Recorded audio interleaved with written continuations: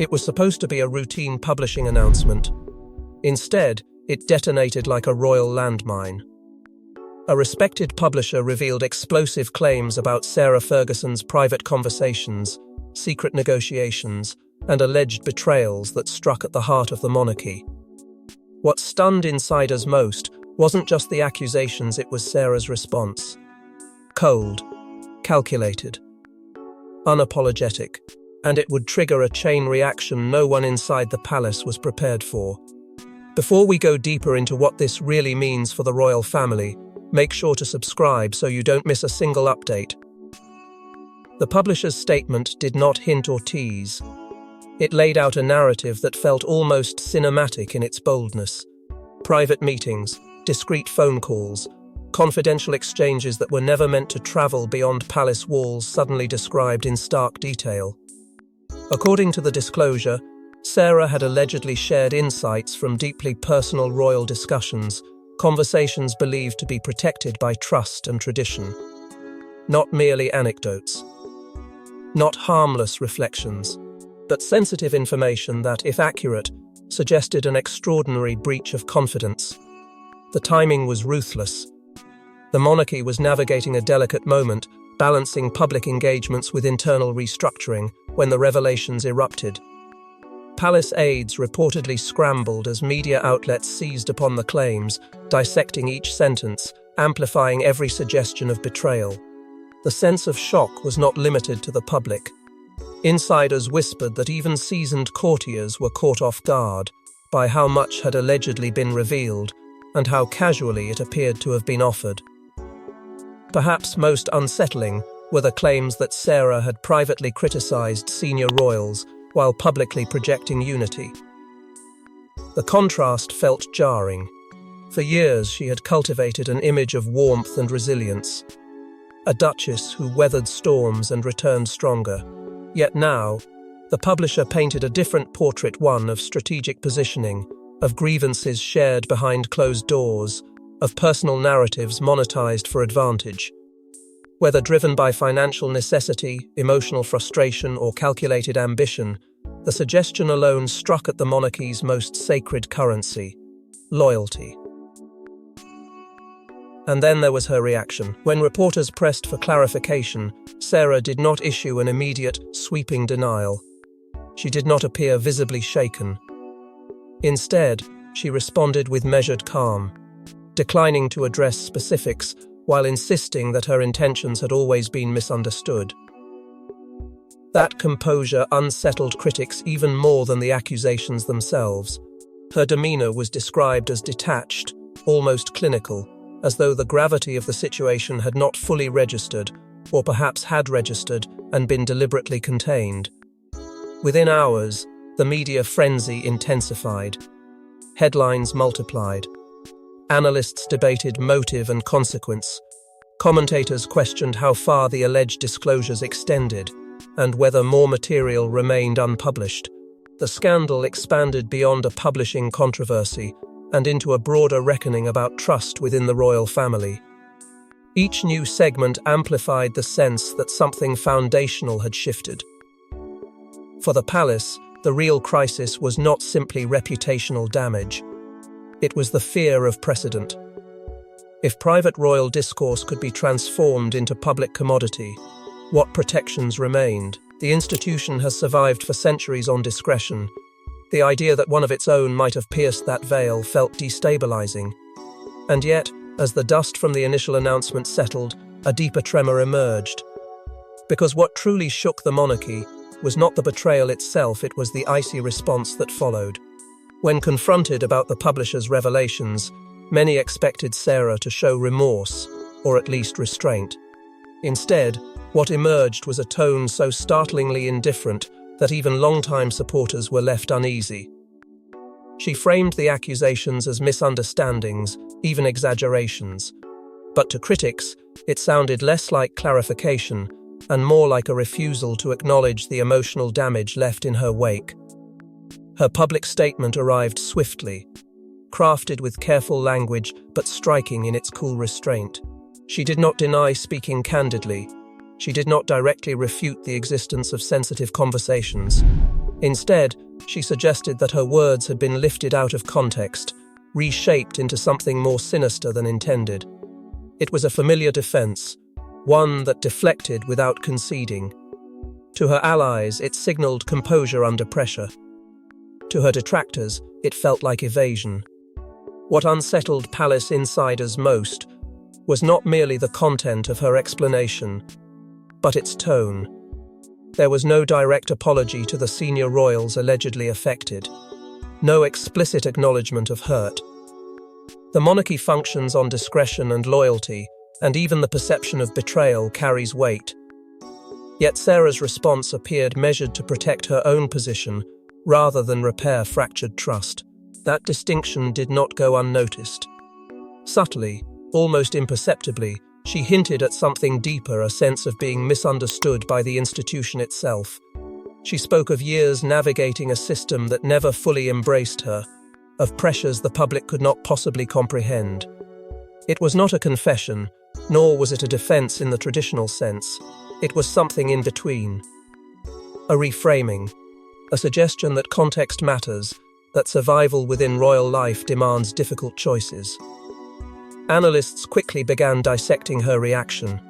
Some described it as strategic brilliance, an attempt to remain calm while others unraveled around her. Others saw emotional detachment, a calculated refusal to display vulnerability. In the world of monarchy, optics are everything. A single expression, a single word, can alter perception. And in this case, perception began to shift rapidly. Social media fractured into camps almost instantly. Supporters rallied behind her, arguing that private conversations are complex and often distorted when exposed publicly. Critics, however, accused her of minimizing the seriousness of the claims. The divide was sharp and unyielding. Each side claimed moral high ground. Each interpreted her composure through its own lens. But one sentiment echoed across platforms. Something felt off. Royal insiders reportedly struggled with her poise. They expected contrition. Instead, they saw steadiness. For some, that steadiness appeared admirable. For others, it felt heartless. In moments of scandal, visible remorse can soften outrage. Its absence, intentional or not, can inflame it. Sarah's refusal to bend emotionally became the story itself. The betrayal was one shock.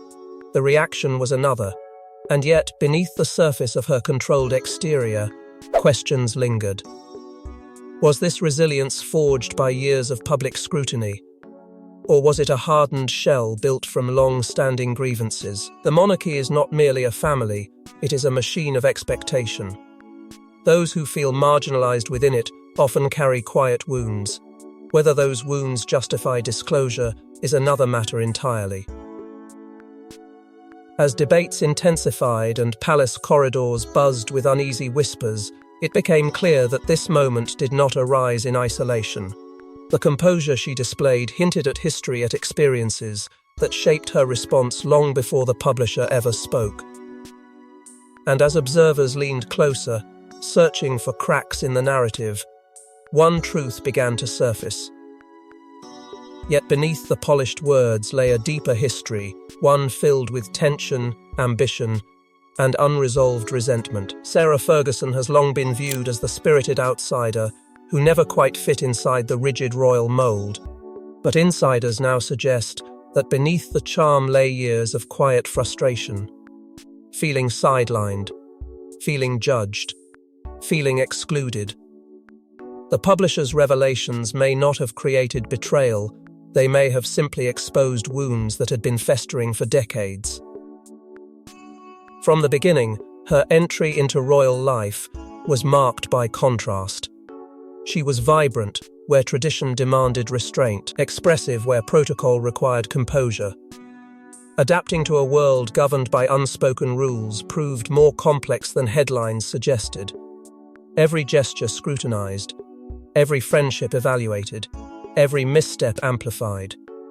What the public saw as glamour often concealed isolation. Insiders recall that she struggled to reconcile her personality with the expectations of an institution that values discipline above individuality. During her marriage to Prince Andrew, that tension reportedly deepened. Royal life can feel vast and yet profoundly lonely. Andrew's duties frequently kept him away, leaving Sarah to navigate the rigid hierarchy largely on her own. Without the protective buffer enjoyed by more established senior figures, she reportedly felt exposed. Observers whispered about subtle exclusions, about events where she seemed peripheral rather than central. Over time, perception hardened into reality. Being the outsider became part of her identity. After the divorce, the challenges multiplied. Financial pressures surfaced publicly, casting shadows over her reputation. Business ventures, some bold and some controversial, became both lifeline and liability. Each attempt to rebuild her image carried risk. Success brought temporary relief. Setbacks reignited criticism. Insiders suggest that beneath her resilience lay a persistent belief that the palace had not fully supported her through those turbulent years. Whether fair or not, that perception shaped her worldview. There were allegations that she privately expressed resentment, suggesting she had been judged more harshly than others who navigated scandal. In private conversations, she reportedly framed herself as someone forced to survive without the safety net afforded to other royals. That narrative, repeated over years, may have hardened into conviction. When loyalty feels one-sided, justification begins to creep in. Actions that once seemed unthinkable can gradually appear necessary. Her relationships with senior royals were often described as cordial but distant. Smiles in public, polite exchanges at formal gatherings. Yet beneath that surface, tension lingered. There were moments when her allegiance appeared conditional, supportive when welcomed, strained when criticized. In a family where discretion is paramount, even subtle fractures can echo loudly. Over time, emotional vulnerability evolved into strategic survival. She became adept at crafting her own narrative, at leveraging public sympathy when needed. Reinvention became her armor. But survival strategies forged under pressure can blur ethical lines. When opportunity arises, especially one promising redemption or security, the temptation to control the story becomes powerful. The publisher's exposure did not emerge from a vacuum. It intersected with decades of accumulated frustration and ambition. If she believed she had been sidelined or misunderstood, sharing her version of events may have felt justified. The tragedy lies in how justification can collide with institutional loyalty. In the monarchy, trust is currency. And once that trust is perceived to be compromised, even intentions matter less than impact. As the layers of her past are revisited in light of the present controversy, a pattern begins to form. Not of sudden betrayal, but of slow burning resentment meeting opportunity. The outsider who never fully belonged may have decided to claim her voice at any cost. Yet in doing so, she may have underestimated the boundary she was crossing. Because this time, survival instincts may have crossed a line the monarchy could not ignore. The most explosive detail in the publisher's disclosure wasn't financial, it was personal. Allegedly, Sarah shared intimate insights about private royal conversations, including sensitive discussions involving succession and internal disagreements. If true, this wasn't gossip. It was a breach of sacred trust. And in a family built on discretion, such a breach carries consequences that extend far beyond headlines. According to the claims, conversations once confined to drawing rooms and private councils had been transformed into narrative material. Words spoken in confidence, perhaps in moments of vulnerability or frustration, were said to have resurfaced in striking detail. Discussions about internal tensions between senior royals, reflections on disagreements over the direction of the monarchy, even murmurs of confidential succession considerations, topics that, by tradition, remain fiercely protected. The implication was staggering. This was not simply storytelling, it was exposure. Within palace circles, the reaction was described as immediate and deeply personal. Discretion is not just etiquette in royal life, it is the invisible glue that holds together an institution layered with hierarchy and history. If family members begin to fear that private exchanges could be repackaged for publication, the foundation shifts. Trust erodes quietly, but decisively. And insiders suggest that fear has now entered the equation. The emotional fallout reportedly struck hardest among those closest to her. Family bonds, already complicated by decades of public scrutiny, felt strained in ways that could not easily be mended. For some, the alleged disclosures felt like betrayal layered upon vulnerability. Conversations once shared in good faith now seemed weaponized. In an institution where unity is both symbol and strategy, the rupture felt profound. Questions about motive intensified the drama. Was this revenge disguised as memoir? A calculated attempt to regain relevance? A financial decision born of necessity? Or something more complex, an effort to reclaim narrative control after years of feeling marginalized? The truth may never be fully known, but perception often outweighs intent. And in this case, perception tilted sharply towards suspicion. The line between memoir and betrayal blurred almost instantly. Royal history is filled with books, interviews, and personal accounts, yet there is an unwritten boundary that separates reflection from revelation. Crossing that boundary invites consequences. Critics argued that by allegedly revealing internal dynamics, Sarah had stepped beyond storytelling into territory that endangered institutional stability. Supporters countered that she had a right to share her lived experience. The debate grew fierce, emotional, deeply divided. Behind closed doors, palace anxiety reportedly intensified over what might still remain unpublished. If these disclosures were only fragments, what else existed? Were there additional details waiting in archives, drafts, or private correspondence? The uncertainty itself became destabilizing. In royal life, predictability is power. Uncertainty is vulnerability. As the days unfolded, speculation multiplied. Commentators analyzed every past interview, every prior remark, searching for clues. Each appearance was re-examined through a harsher lens. Even neutral gestures felt charged with implication. The scandal no longer centered solely on what had been revealed. It focused on what might come next. And that looming question, what else may surface, hung heavily over the monarchy. Because betrayal, once suspected, alters every interaction. Conversations become cautious. Trust becomes conditional. The warmth of familial familiarity gives way to strategic restraint. What had once been manageable tension now felt like a high-stakes reckoning. As outrage swelled behind palace gates, one royal in particular found herself caught in the emotional crossfire. At the center of this storm stood two daughters, Princess Beatrice and Princess Eugenie, torn between loyalty to their mother and allegiance to the crown. Insiders say the emotional toll has been profound. Private tears, difficult conversations, a painful realization that family devotion and royal duty may now be on a collision course. For Beatrice and Eugenie, Sarah is not a headline. She is their mother. The woman who defended them fiercely through years of public scrutiny, who stood by them when ridicule felt relentless, who taught them resilience in a world that rarely shows mercy. Their bond with her has always been visible, warm, unshaken, deeply rooted. That connection does not evaporate when controversy strikes. It intensifies. And that is precisely what makes this moment so agonizing. Reports suggest that palace officials have held careful, measured conversations with both sisters. Not accusations, not ultimatums, but reminders. Reminders that perception matters, that the monarchy survives on unity. That association with scandal can ripple outward in unpredictable ways. Those discussions, insiders say, were heavy with implication. The unspoken question lingered in every exchange. Where do your loyalties lie when family and institution pull in opposite directions? Fear crept in quietly.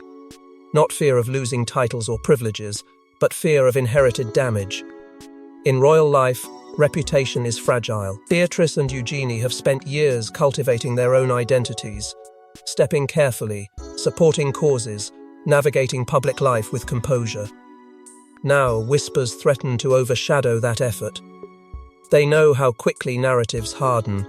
They have seen how association can define a person long before their own actions do. There has reportedly been subtle pressure to distance themselves publicly, to create visible space without making dramatic declarations. It is a delicate dance, remaining supportive daughters while signaling independence. Every appearance becomes symbolic, every gesture analyzed. If they stand too close, critics interpret loyalty as endorsement. If they appear distant, observers speculate about fracture. In the monarchy, neutrality is rarely neutral. The emotional conflict runs deep. They are daughters first. Yet they are also members of an institution that prizes discretion above sentiment. Balancing those identities requires strength few can imagine. Insiders suggest that behind closed doors, there have been attempts to mediate tension, to calm the waters, to find language that heals rather than divides. But mediation within royal families is rarely simple. History, pride, and protocol weave tightly together. The psychological weight of inherited controversy cannot be underestimated. They did not author the disclosures. They did not craft the narrative. Yet they carry its shadow.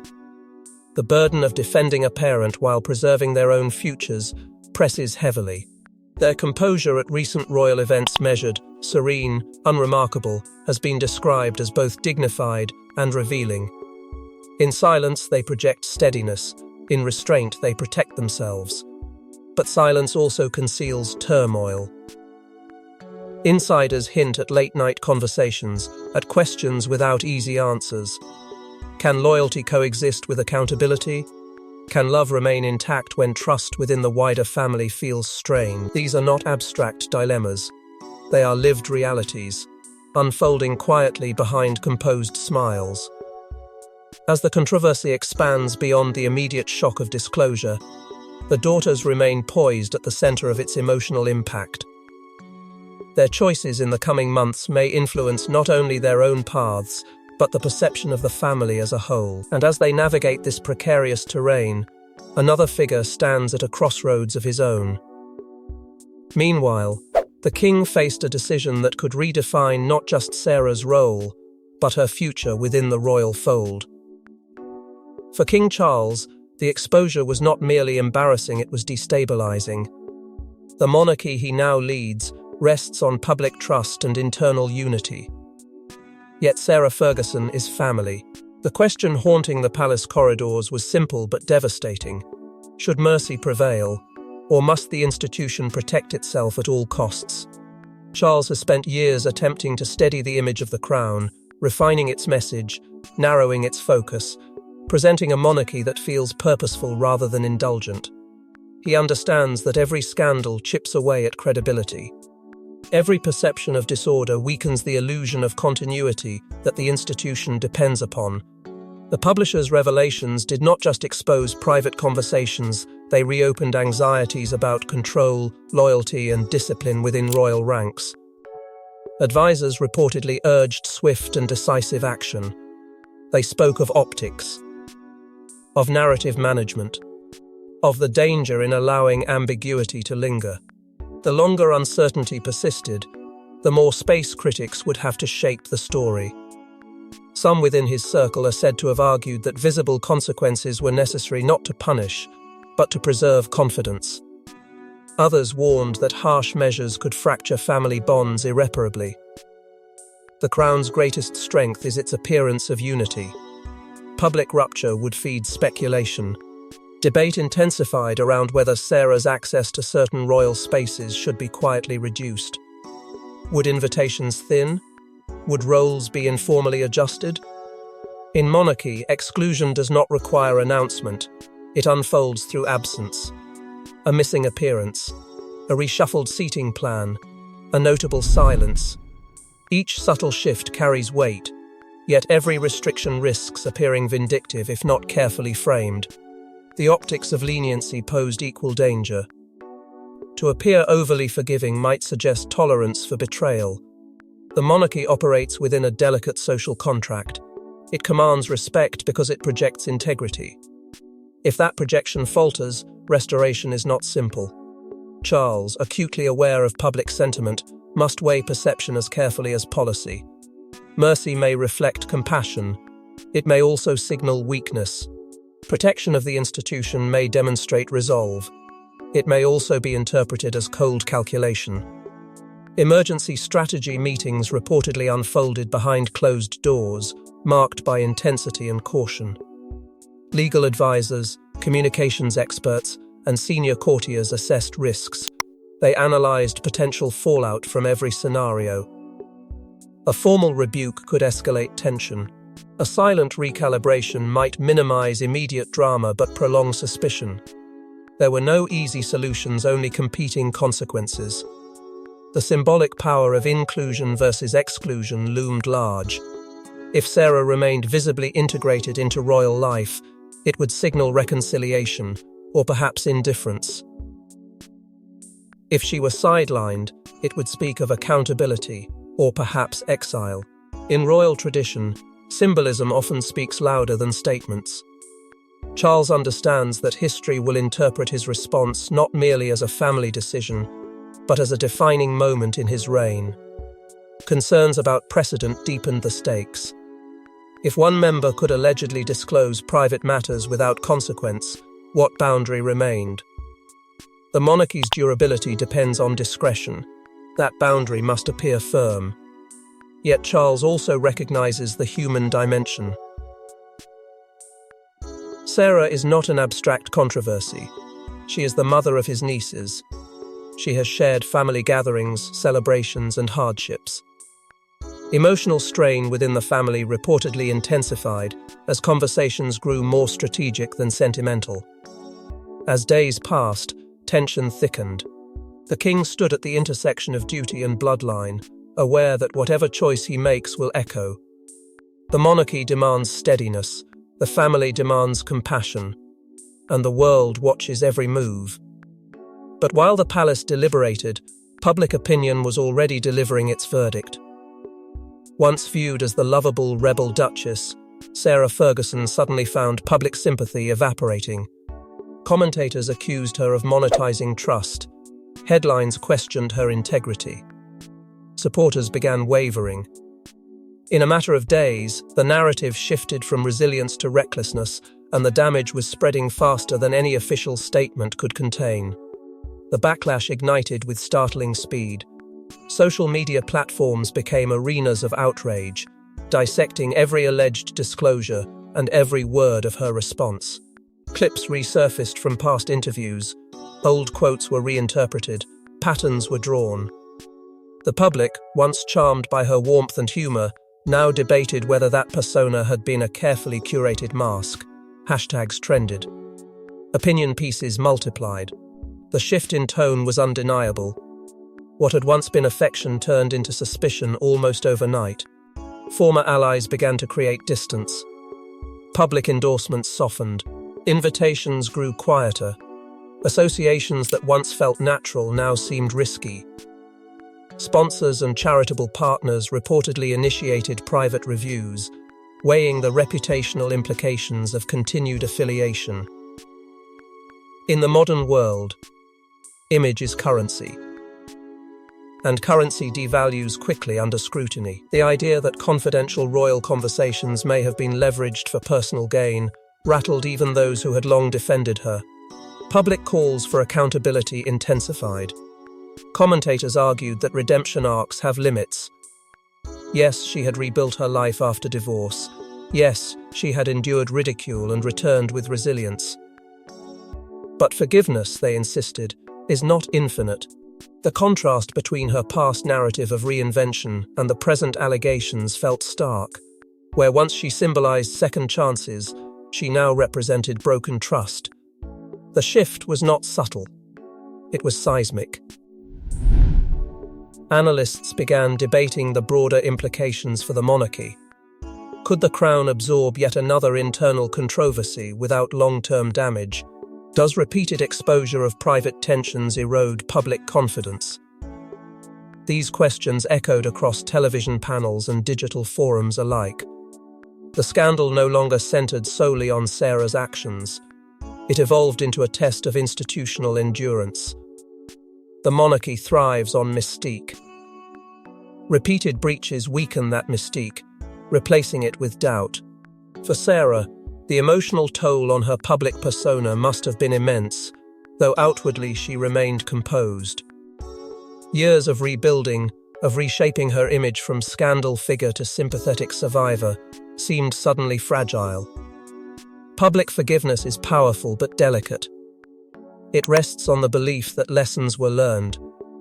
When that belief fractures, sympathy can evaporate with stunning speed. The speed of this reversal revealed something profound about modern perception. In an age of relentless commentary, narratives solidify rapidly. There is little room for nuance, either hero or villain, either resilience or betrayal. And once labelled, the climb back becomes steeper than ever. Sarah had once navigated disgrace and emerged with a renewed sense of identity. Now, she faced a new reckoning, one defined not by personal missteps, but by alleged breaches of loyalty. As headlines sharpened and commentators amplified their critiques, the pressure mounted relentlessly. Every appearance was analysed for signs of regret, every silence interpreted as defiance. The space for redemption narrowed with each passing day, and yet, amid the storm of condemnation, one detail continued to unsettle observers. Because even as condemnation grew louder, Sarah's behaviour remained startlingly unmoved. What unsettled observers most was not simply what Sarah was accused of, but how she appeared to carry on. Smiling at engagements, posting confidently, offering no visible remorse. To critics, it felt heartless. To supporters, it was resilience. But perception, in royal life, becomes reality, and this perception may prove impossible to reverse. In the days following the exposure, her public schedule did not collapse. She appeared composed, measured, almost untouched by the storm gathering around her. Photographs surfaced of her greeting supporters, speaking warmly, maintaining the same energetic persona that had long defined her. To some, it was admirable strength. To others, it felt disconnected from the gravity of the allegations. The contrast between the intensity of the backlash and the calmness of her demeanour became its own headline. Analysts began dissecting not only her words, but her tone, her timing, her silence. Was this emotional intelligence a refusal to feed controversy with visible distress, or was it self-preservation taken to an extreme, a deliberate strategy to deny critics the satisfaction of vulnerability? In royal life, optics are not secondary, they are survival tools. One ill-considered reaction can cement a narrative for decades. Sarah, seasoned by years of scrutiny, seemed acutely aware of that truth. Comparisons to past royal scandals inevitably surfaced. History offers examples of visible contrition that softened public anger, and equally examples of defiance that hardened perception. The monarchy has seen both. Some figures bowed under pressure, emerging rehabilitated, others resisted, and their reputations calcified around controversy. Observers debated which path Sarah was walking. Was she crafting a long game, trusting that time would dilute outrage, or was she underestimating the permanence of this moment? Insiders have hinted at private frustration masked by public serenity. They suggest that composure should not be mistaken for indifference, that beneath the steady exterior lies anxiety, even hurt. But in a world where appearances shape truth, what happens internally matters less than what is displayed. And what was displayed felt unyielding. There is psychological cost in defiance. Holding firm against a wave of criticism demands resilience, but it can also isolate. When public perception turns sharply, allies grow cautious. Support quiets. The space around a person narrows. Maintaining calm under those conditions requires immense discipline or immense denial. The question remains, which is it? The effort to reframe the narrative is evident. She speaks of context, of misunderstood intentions, of loyalty to family despite public doubt. This is not a retreat, it is a repositioning. Yet reframing differs from rewriting. Public memory is selective but stubborn. Once an image settles Heartless, calculating, detached it is remarkably difficult to dislodge. The deeper issue may not be whether she feels remorse, but whether the absence of visible remorse defines her legacy. In royal history, perception often outlives fact. Stories are simplified, distilled into archetypes. Hero, survivor, betrayer. The risk she faces is that nuance disappears, replaced by a single dominant interpretation. And as time passes, the emotional residue lingers. For the monarchy, the question is whether stability has been preserved or subtly eroded. For Sarah, the question is whether resilience will be remembered as strength or as indifference. The line between the two is razor thin. The dust is beginning to settle. The headlines grow less urgent, the outrage less explosive. But reputational scars do not fade quickly, and narratives rarely dissolve without leaving imprint. And as the dust slowly settles, one haunting truth remains. In the end, this was never just about a book deal. It was about loyalty, power, and the fragile architecture of trust that holds the monarchy together. Whether Sarah Ferguson fully grasps the gravity of the moment remains uncertain. But the Crown has been reminded once again that betrayal from within cuts deeper than any external threat. What lingers now is not the shock of revelation, but the aftershock of consequence. Royal confidentiality has always functioned as an unwritten contract. Private conversations remain private. Disagreements stay behind closed doors. That understanding allows the institution to operate without constant fracture. When that boundary is perceived to have been crossed, even once, it forces recalibration. Future memoirs will not be viewed as harmless reflections. They will be scrutinized as potential fault lines. There is quiet speculation that new safeguards may emerge: tighter agreements, clearer limitations, firmer expectations around disclosure. Not publicly declared, perhaps, but understood. The monarchy adapts when survival demands it, and survival in the modern era requires navigating transparency without surrendering discretion. That balance is delicate. Too much secrecy invites suspicion. Too much openness risks instability. This episode has sharpened that dilemma. The institution now faces a broader reckoning. It must reconcile the human reality of its members with the symbolic weight they carry. Family bonds are genuine, complicated, and emotional, yet the monarchy exists beyond emotion. It represents continuity, stability, and national identity. When personal decisions threaten that image, the response must be measured but unmistakable. That tension between compassion and control will define the aftermath of this controversy. For Sarah, legacy has shifted. She may still be remembered for resilience, for reinvention, for enduring public storms. But this chapter will not be erased. It reframes her story. Not solely as survivor, but as participant in a rupture that forced the monarchy to defend its core principles. Whether history judges her harshly or sympathetically will depend on what follows on reflection, reconciliation, or further defiance. The lessons here are not simple. Trust, once strained, does not automatically repair itself. Forgiveness within royal life is rarely declared. It is demonstrated through gradual reintegration or enduring distance. The question remains whether forgiveness is even sought. Some believe time will soften perception. Others argue that certain lines, once crossed, leave permanent marks. And yet, the monarchy endures. It has faced internal discord before and emerged altered but intact. Adaptation is its quiet strength. If this episode reinforces clearer boundaries and deeper awareness of loyalty's value, it may serve as caution rather than catastrophe. But that outcome is not guaranteed. Institutions survive not because they are flawless, but because they evolve. The public will move on, as it always does. New headlines will replace old ones. But within palace walls, memory lingers longer. Conversations will carry a trace of caution. Trust will be rebuilt slowly, if at all. And the delicate equilibrium between personal narrative and institutional loyalty will remain under scrutiny.